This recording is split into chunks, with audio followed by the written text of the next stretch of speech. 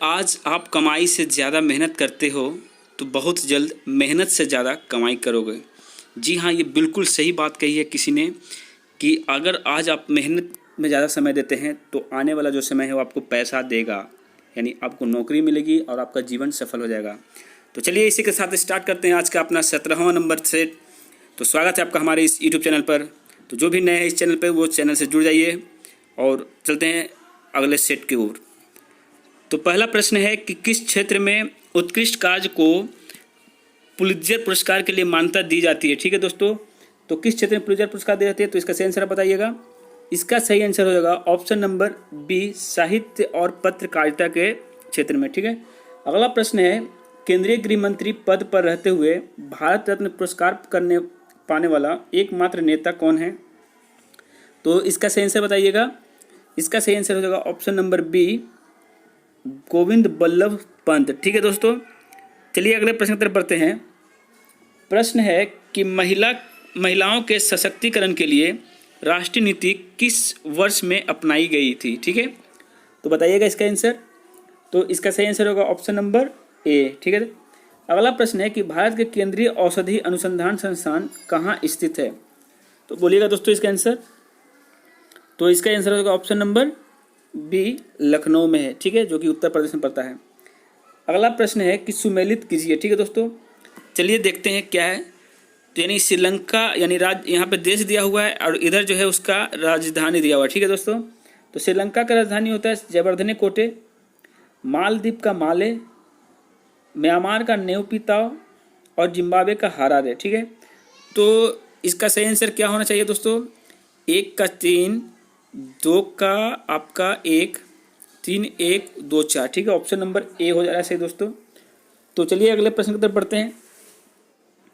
प्रश्न कहता है कि भारतीय भाषाओं में हिंदी के बाद विश्व में कौन सी भाषा अधिकतम बोली जाती है। ठीक है, तो भारत की ऐसी भाषाएं, जितनी भी भाषाएं इंडिया में बोली जाती है दोस्तों, उसमें से कौन सी भाषा है जो विदेश में हिंदी के बाद दूसरे नंबर पर है, तो वो है आपका बांग्ला। ठीक है, ऑप्शन नंबर सी। ठीक है दोस्तों, और क्यों है देखिए, बांग्लादेश है, म्यांमार है, इन सभी देशों में अधिकतर बांग्ला ही बोली जाती है। चलिए अगले प्रश्न की तरफ बढ़ते हैं। प्रश्न कहता है कि लिंगराज मंदिर कहाँ स्थित है। ठीक है, तो बताइएगा इसका आंसर। तो इसका आंसर हो जाएगा ऑप्शन नंबर सी, भुवनेश्वर में, यानी कि आपका उड़ीसा में पड़ता है। ठीक है दोस्तों, अगला प्रश्न है कि किस दिन को अंतर्राष्ट्रीय अहिंसा दिवस के रूप में मनाया जाता है, बताइएगा इसका आंसर। तो इसका आंसर होगा ऑप्शन नंबर सी, 2 अक्टूबर, यानी कि गांधी जी के जन्मदिन के दिवस में। ठीक है, अगला प्रश्न है भीम बेटका पाषाण आश्रय डैश में स्थित है। ठीक है, तो ये कहाँ पड़ता है दोस्तों, तो इसका सही आंसर होगा option number D, Madhya Pradesh में। ठीक है, अगला प्रश्न है डैश एक तेज दवा है जिसे डॉक्टर मरीजों को शांत करने के लिए देते हैं, तो कौन सी दवा है दोस्तों, बताइएगा आप लोग। तो इसका सही आंसर हो जाएगा ऑप्शन नंबर ए, बार्बिट्यूरेट। ठीक है, एक ऐसी दवा है जिसे डॉक्टर मरीज को शांत करने के लिए देते हैं, जिसे नींद नहीं आ रही हो तो उसमें मदद करता है। ठीक है, अगला प्रश्न है कि कौन सा अंग वसा में घुलनशील विटामिनों का भंडारण करता है। बहुत ही अच्छा क्वेश्चन है दोस्तों, बताइएगा इसका आंसर। तो इसका आंसर होगा ऑप्शन नंबर सी, यकृत, यानी कि लीवर। ठीक है, अगला प्रश्न है कि लोहे के न्यूक्लियस में 26 प्रोटॉन होते हैं और Fe2+ पर आयन में इलेक्ट्रॉनों की संख्या कितनी होगी। ठीक है दोस्तों, तो इसका सही आंसर क्या बताइएगा। तो इसका सही आंसर हो जाएगा ऑप्शन नंबर सी, ऑर्गन। ठीक है, अगला प्रश्न है कि अंग्रेजी डैश की शासकीय भाषा है, तो कहाँ की शासकीय भाषा है दोस्तों, तो इसका सही आंसर हो जाएगा ऑप्शन नंबर ए, चंडीगढ़ की। ठीक है, तो चलिए अगले प्रश्न पर बढ़ते हैं। प्रश्न कहता है पन्ना राष्ट्रीय उद्यान किस राज्य में है। देखिए ये पन्ना बहुत ही नामी है, तो बताइएगा पन्ना राष्ट्रीय उद्यान कहाँ है, तो इसका सही आंसर हो जाएगा option number D, Madhya Pradesh. ठीक है, अगला प्रश्न है BSE सेंसेक्स का गठन डैश कंपनियों से मिलकर हुआ है, यानी कितनी कंपनियों से मिलकर हुआ है दोस्तों, बताइएगा आंसर। तो इसका सही आंसर होगा ऑप्शन नंबर ए, 30 कंपनियों के मिलकर। ठीक है, अगला प्रश्न है तुर्क की राजधानी कहाँ क्या है, ठीक है। तुर्की की राजधानी बताइएगा, तो तुर्की की राजधानी है अंकारा, ठीक है दोस्तों। अगला प्रश्न है, अपनी स्वतंत्रता के पहले बांग्लादेश डैश का एक हिस्सा था। तो बांग्लादेश किसका हिस्सा था बताइएगा आप। तो इसका सही आंसर होगा ऑप्शन नंबर सी, पाकिस्तान का, ठीक है दोस्तों। चलिए अगले प्रश्न की तरफ बढ़ते हैं। हुमायूं का जन्म वर्ष डैश में हुआ था। कब हुआ था हुमायूं का जन्म बताइएगा आप लोग। तो इसका सही आंसर होगा ऑप्शन नंबर ए, 1508 ईस्वी में, ठीक है दोस्तों। चलिए अगले प्रश्न की तरफ बढ़ते हैं। प्रश्न कहता है कि अल्फा पार्टिकल्स डैश होते हैं, ठीक है। तो क्या होता है दोस्तों, तो इसका सही आंसर हो जाएगा ऑप्शन नंबर सी, बिल्कुल हीलियम के केंद्रक के जैसा, ठीक है। अगला प्रश्न है कि प्रतिरोध की इकाई क्या होती है, ठीक है, बताइएगा इसका आंसर। तो इसका सही आंसर हो जाएगा ऑप्शन नंबर ए, ओम, ठीक है दोस्तों। अगला प्रश्न है, इनमें से किसने भारत के प्रधानमंत्री के रूप में सबसे अधिक समय तक कार्य किया है। तो बताइएगा इसका सही आंसर। तो इसका सही आंसर होगा option number A, Jawaharlal Nehru ने, ठीक है दोस्तों। अगला प्रश्न क्या है कि लोकसभा में सदस्यों की अधिकतम संख्या कितनी हो सकती है। तो बताइएगा इसका सही आंसर। तो इसका सही आंसर होगा 552, ठीक है। और अभी जो वर्तमान में लोकसभा में कितने सदस्य हैं, तो 545 सदस्य हैं दोस्तों, ठीक है। अगला प्रश्न है कि पेरियार टाइगर रिजर्व किस राज्य में है। तो इसका सही आंसर क्या हो जाएगा। इसका सही आंसर होगा ऑप्शन नंबर सी, केरल राज्य में, ठीक है। बढ़ते हैं अगले प्रश्न। प्रश्न कहता है इलेक्ट्रॉनिक ट्राम का डैश द्वारा आविष्कार किया गया था। तो किनके द्वारा आविष्कार किया गया था दोस्तों। तो इसका सही आंसर हो जाएगा ऑप्शन नंबर ए, फ्योदोर पिरोत्स्की, ठीक है। अगला प्रश्न है, निम्नलिखित में से हीमोफीलिया का लक्षण कौन सा है बताइएगा आप लोग। तो इसका सही आंसर होगा ऑप्शन नंबर बी, रक्त का थक्का न जमना, ठीक है। चलिए अगले प्रश्न की तरफ बढ़ते हैं। पक्षियों द्वारा की जाने वाली परागण की प्रक्रिया को डैश के नाम से भी जाना जाता है। तो किस नाम से जानते हैं दोस्तों, बताइएगा आप लोग। इसका आंसर हो जाएगा ऑप्शन नंबर डी, ऑर्निथोफिली, ठीक है। चलिए अगले प्रश्न की तरफ बढ़ते हैं। प्रश्न कहता है कि मकड़ियाँ किस प्रजाति के अंतर्गत आते हैं। बहुत अच्छा क्वेश्चन है दोस्तों, बताइएगा आप लोग। तो इसका सही आंसर हो जाएगा ऑप्शन नंबर डी, आर्थ्रोपोडा के अंतर्गत आते हैं, ठीक है। अगला प्रश्न है, निम्नलिखित में से किसका घनत्व सर्वाधिक होता है। तो बताइएगा इसका सही आंसर। इसका सही आंसर होगा ऑप्शन नंबर ए, पानी का, ठीक है दोस्तों। इसका घनत्व जो है सबसे अधिक होता है। अब कब होता है, 4 डिग्री सेंटीग्रेड पर होता है, ठीक है। अगला प्रश्न है, ऑक्सीकरण की अभिक्रिया में क्या होता है, बताइएगा इसका आंसर। तो इसका आंसर हो जाएगा ऑप्शन नंबर बी, ये जो इलेक्ट्रॉन का त्याग करते हैं, ठीक है। अगला प्रश्न क्या है कि नालंदा महावीर विहार साइट डैश में स्थित है। तो बताइएगा सही आंसर। तो इसका सही आंसर हो जाएगा, बोलिएगा दोस्तों, ऑप्शन नंबर सी, बिहार, ठीक है। चलिए अगला प्रश्न की तरफ बढ़ते हैं। अगला प्रश्न कहता है डेजर्ट फेस्टिवल डैश में आयोजित किया गया जाता है। तो कब किया जाता है दोस्तों। तो ऑप्शन नंबर बी है, जैसलमेर, ठीक है। कहाँ किया जाता है, जैसलमेर में।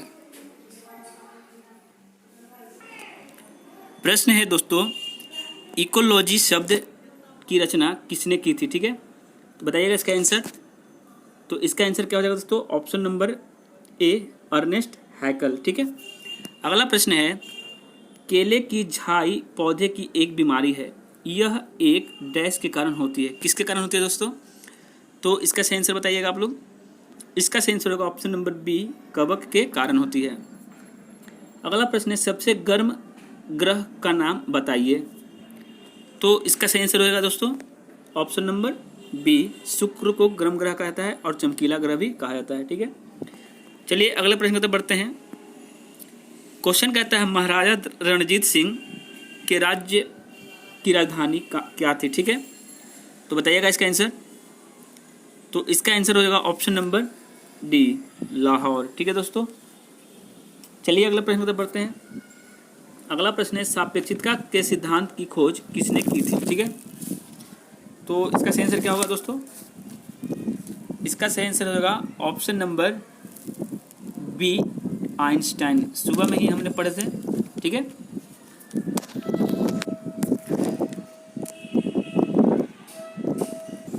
अगला प्रश्न है, महासागर की गहराई को मापने के लिए किस उपकरण का उपयोग किया जाता है? बताइएगा इसका आंसर दोस्तों। तो इसका सही आंसर हो जाएगा ऑप्शन नंबर सी, फेदोमीटर, ठीक है। चलिए अगले प्रश्न की तरफ बढ़ते हैं। प्रश्न कहता है, राज्यसभा सदस्य का कार्यकाल कितने वर्षों का होता है? तो दोस्तों इनका कार्यकाल बताइएगा आप लोग। इसका सही आंसर होगा ऑप्शन नंबर बी, 6 वर्षों का, ठीक है। अगला प्रश्न है कि ग्लिम्प्सेस ऑफ वर्ल्ड हिस्ट्री पुस्तक को किसने लिखा?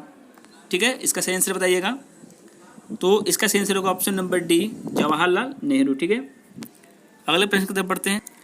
देखिए दोस्तों, रिपीटेड क्वेश्चन है ये बहुत बार रिपीट हुआ है कि भारत में पहली फ्रेंच फैक्ट्री कहाँ स्थापित की गई थी? तो इसका सही आंसर आप सभी को पता है, ऑप्शन नंबर ए, सूरत, ठीक है। अगला प्रश्न है, भारतीय संविधान में कितने मौलिक कर्तव्य उल्लिखित हैं? ठीक है, तो बताइएगा इसका आंसर। तो सही आंसर हो जाएगा इसका ऑप्शन नंबर डी, 11, ठीक है। चलिए अगले प्रश्न की तरफ बढ़ते हैं। भारतीय संविधान का भाग 4 निम्नलिखित में से किससे संबंधित है दोस्तों? बताइएगा इसका आंसर। तो इसका सही आंसर होगा ऑप्शन नंबर डी, राज्य के नीति निर्देशक सिद्धांत, ठीक है, या फिर निर्देशक तत्व, ठीक है।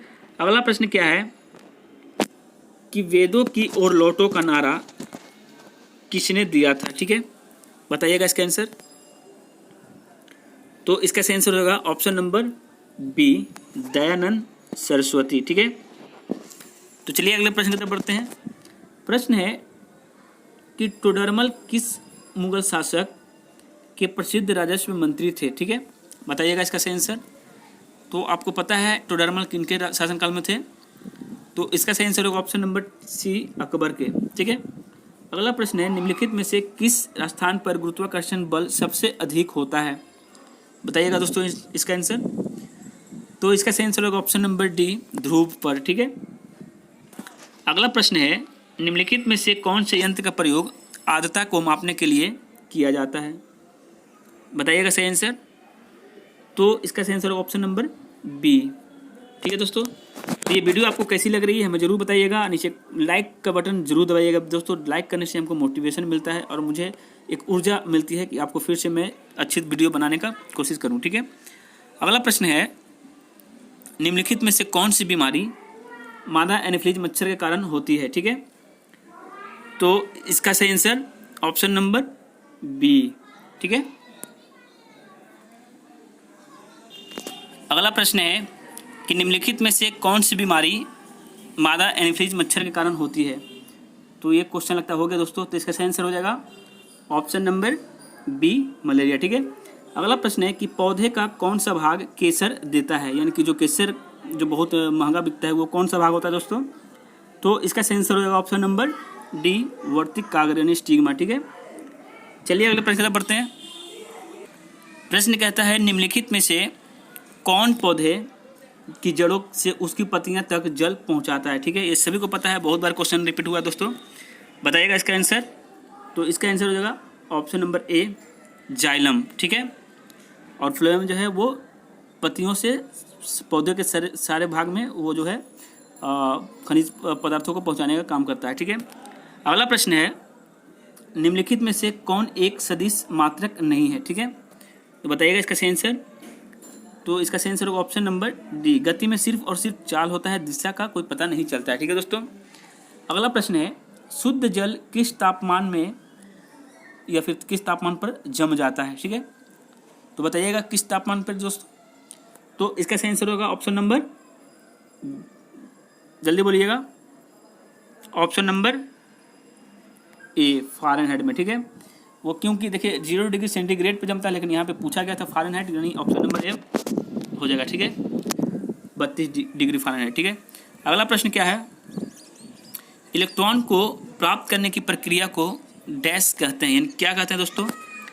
तो इसका आंसर अभी कुछ देर पहले हम लोग पढ़े थे। तो इसका सही आंसर क्या होगा? इसका सही आंसर हो जाएगा ऑप्शन नंबर बी, अपचयन, ठीक है। अगला प्रश्न है, निम्नलिखित में से कौन सी धातु अपने चिन्ह से दर्शाया गया का सामान्यतः बल्ब का तंतु या फिलामेंट बनाने में प्रयोग होता है। ठीक है, तो ये सभी को पता होना चाहिए दोस्तों। इसका सही आंसर ऑप्शन नंबर W। ठीक है, ये जो है फिलामेंट टंगस्टन का बना होता है, जो जिसको डिनोट किया जाता है W से। ठीक है, अगला प्रश्न है, निम्नलिखित में से कौन से वृक्ष वन में एक बार अपनी पत्तियां गिरा देते हैं। ठीक है दोस्तों, बताइएगा तो कौन से वृक्ष वर्ष में एक बार पत्तियां गिराते हैं। सॉरी, तो कैसे वृक्ष होते हैं, ये क्वेश्चन पिछली कोई वीडियो में आ चुका है। बताइएगा इसका सही आंसर। इसका आंसर होगा ऑप्शन नंबर A, पर्णपाती वृक्ष। ठीक है, तो देखिए दोस्तों, बहुत सारे क्वेश्चन रिपीट होते हैं, तो इससे आपको बहुत ज़्यादा फायदा होने वाला है। तो अगले प्रश्न की तरफ बढ़ते हैं। रोवर्स कप निम्नलिखित में से किस खेल से संबंधित है। ठीक है, तो बताइएगा इसका आंसर। तो इसका सही आंसर होगा ऑप्शन नंबर A, फुटबॉल से। ठीक है, अगला प्रश्न है, डांडिया लोक नृत्य निम्नलिखित में से किस राज्य से संबंधित है। ये हर किसी को पता है तो दोस्तों, डांडिया और गरबा जो है। तो इसका सही आंसर हो जाएगा ऑप्शन नंबर C, गुजरात। ठीक है, तो चलिए अगले प्रश्न की तरफ बढ़ते हैं। ऐसे अगेंस्ट और किस खिलाड़ी की आत्मकथा है। तो बताइएगा इसका सही आंसर। तो इसका सही आंसर होगा option number B, Sania Mirza का। ठीक है, प्रश्न कहता है, निम्नलिखित में से कौन सा मुगल शासक अशिक्षित था, यानी कि जो पढ़ा लिखा नहीं था। तो इसका सही आंसर होगा दोस्तों ऑप्शन नंबर C, अकबर। ठीक है, अगला प्रश्न है, आज़ाद हिंद फौज की स्थापना कहाँ की गई थी। बताइएगा इसका सही आंसर दोस्तों। तो इसका सही आंसर होगा ऑप्शन नंबर A, सिंगापुर में की गई थी। ठीक है, अगला प्रश्न है कि मलक्का जल डमरू मध्य किन दो भूभागों को अलग करता है। तो इसका सही आंसर क्या होगा।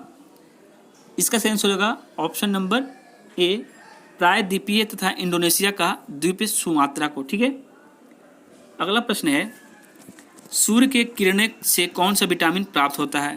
तो ये तो भाई बताने वाली बात नहीं है, तो इसका सही आंसर होगा ऑप्शन नंबर D। ठीक है, अगला प्रश्न है कि डैश में प्रकाश की गति सर्वाधिक होती है। तो कहाँ होती है दोस्तों। तो इसका सही आंसर होगा ऑप्शन नंबर A, निर्वात में, यानी कि शून्य में। ठीक है, अगला प्रश्न है कि बिहार का शोक निम्नलिखित में से किसे कहा जाता है। तो बताइएगा किस नदी को कहा जाता है दोस्तों। तो इसका सही आंसर होगा ऑप्शन नंबर D, कोसी नदी को। अगला प्रश्न है, निम्नलिखित में से कौन से समूह की नदियां बिहार और उत्तर प्रदेश के बीच की सीमा रेखा बनाती है। कौन है नदी भाई। तो इसका सही आंसर क्या हो जाएगा। इसका सही आंसर हो जाएगा ऑप्शन नंबर, बताइएगा आप लोग पहले एक बार। इसका सही आंसर होगा option number C, Karmanasha, Gandak और घाघरा। ठीक है, चलिए अगले प्रश्न की तरफ बढ़ते हैं। अगला प्रश्न कहता है कि जगदीशपुर के किस व्यक्ति ने 1857 के विप्लव में क्रांतिकारियों का नेतृत्व किया था। तो ये हर किसी को पता है दोस्तों, ऑप्शन नंबर A, बाबू कुंवर सिंह। ठीक है, चलिए अगले प्रश्न की तरफ बढ़ते हैं।